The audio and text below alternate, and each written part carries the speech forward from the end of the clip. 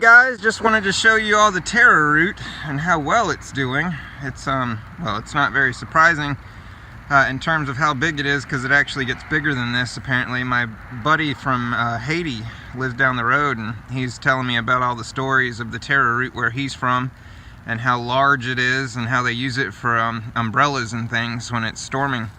So I thought this was interesting because of how thick it is and how I actually expected this not to do so well this year, because it was grass. This area right in front, and I'm drinking a beer, it is Highland, absolutely fabulous brewing company, and these guys do not put anything in their beers to kill the ferment. So this is actually, when you get it, it's not really an active ferment because it has, the sugar has all been eaten out of it.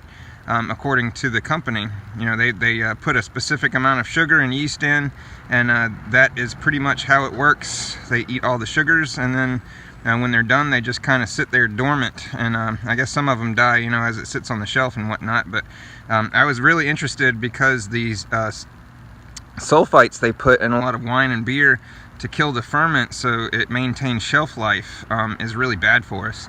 So I wrote them an email and figured it out. But this is a great beer. But anyway, guys, this is absolutely fabulous this year. And again, this was doing really bad. It was anaerobic and it was compacted, and everything I planted in here was dying for you know, 3 or 4 months as I was trying initially at the beginning of the season.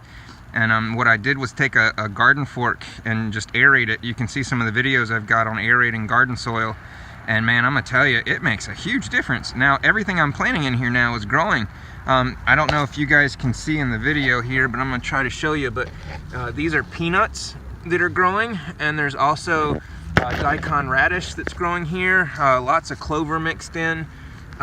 There's actually some, was it coxcomb and fire tips for, you know, bring in the pollinators. There's a lot of sweet potatoes. You guys can see the sweet potato vines growing here, and they're just going all over the place. You can see them going up top and stretching out.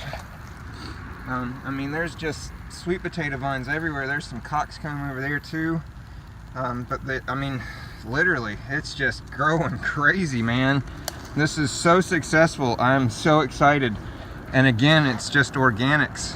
So you can see this in the front right here. That's pineapple sage. So it looks like fireworks when it blooms, and it's supposed to bloom 4 months out of the year in the summertime, but it hasn't bloomed for me this year. So just kind of going with the flow on that one.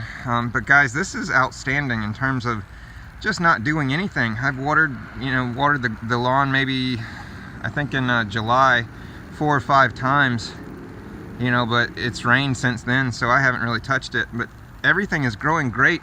I had chicory planted in here in the front that was attracting a lot of pollinators, but it has since died out, as you can see right here.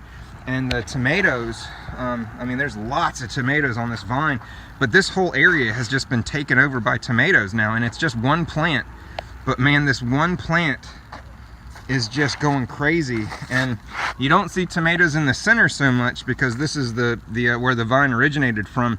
But now along the outskirts, there's just tomatoes all over the place, and you can see, like, you know, on the tips of the vines and whatnot, and under here.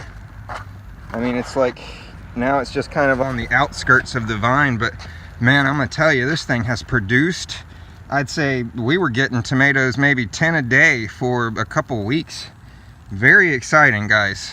There's a roselle hibiscus back here we've been using in salads and smoothies. The shiso, this is shiso, and I mean, I've never seen it. It's just crazy how big this is getting. It's overtaking. I had originally planned on the shiso being smaller and the okra growing up past the shiso, because it gets 6 or 7 feet high. You know, I think it's cowhorn okra that we're growing this year. But man, it's just, everything is just growing so well and just so abundantly. But yeah, so just touching base, showing you guys what's going on here. And this is a Texas Star hibiscus. It's been blooming beautifully. The neighbors have all commented on it from one time or another, but it doesn't have any blooms right this second. It's August now, so we're in the heat of the season. And we're definitely seeing some heat reactions. A lot of plants are starting to die out. A lot of the leaves on the bottom are starting to kind of brown out a little bit. But just wonderful season, guys. And it was a lot of work to kind of get everything ready and make fertile soil so it can maintain itself throughout the year. But that's all I did was initially put a little bit of manure and grains and straw down, and that's it, man. And just let it do its thing, and then aerate it, you know, that's important. But and keep it moist, and then boom, I mean, success. Anything we plant is growing wonderfully at this point, and we have you know, awareness of what plants need to go in fungal dominated soil because they're forest loving, and what plants are like field loving, where fields have been tilled over the years, and the mycelium in the soil has been broken up, so they're more bacteria dominated plants, or they prefer bacteria dominated soil. But I mean, it's just awesome. This is great, guys, and I hope you enjoy sharing it with me. I'll come up here and show you the back of the shiso. This is the green striped cushaw that's growing, and it's taken over this area as well. This is a Seminole pumpkin that's growing. We haven't gotten any Seminole, or actually that's a Tahitian melon that's growing right here. But we've only gotten one Tahitian melon off of each vine so far. So the green striped cushaws, though, it's just one after the other. You know, it's every time we pick one, another one blooms, and then we get, you know, another one starts growing. But this is really cool. This is summer savory, and this was just wonderful this year to use in place of oregano as a different flavor. Really enjoyed it.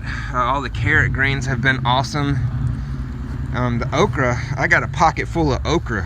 I don't know about you guys, but check this out. I've been picking it. I just got home from work, and I mean, so many okra this year. There's more in my pocket, but I gotta take them in. My girlfriend likes those. Those are for Jess. The Egyptian spinach, we've got like 12 Egyptian spinach plants. I didn't realize that they were all gonna get so big. I figured if I planted them all in different places that, you know, each one would get a different size based on the soil, but nope, they're all big.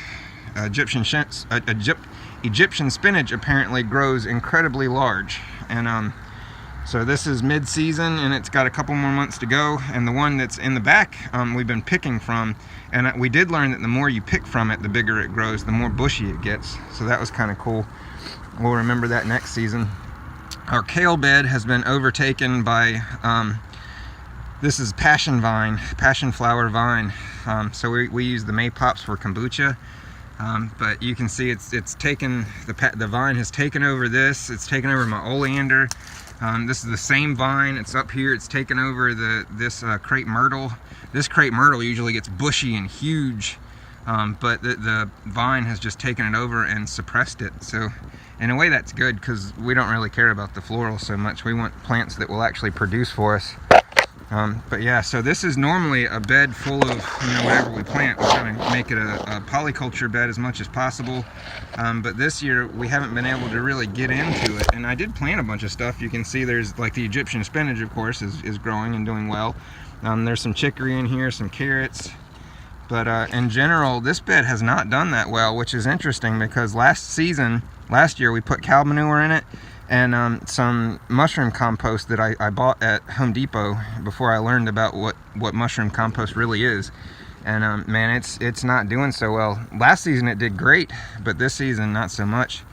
So I'm not sure what's going on with that, but we've got a giant pile of compost, as you can see, just inside the fence. You want to see some compost? Check this out. Compost pile the size of a car. Look at this. But yeah, so guys, as soon as this is done, the yard is going to take care of itself. All we have to do is spread this around, and anything we plant is just going to go crazy and be prolific and you know, whatever we want. So very exciting. Just wanted to share, and I hope you guys are doing well.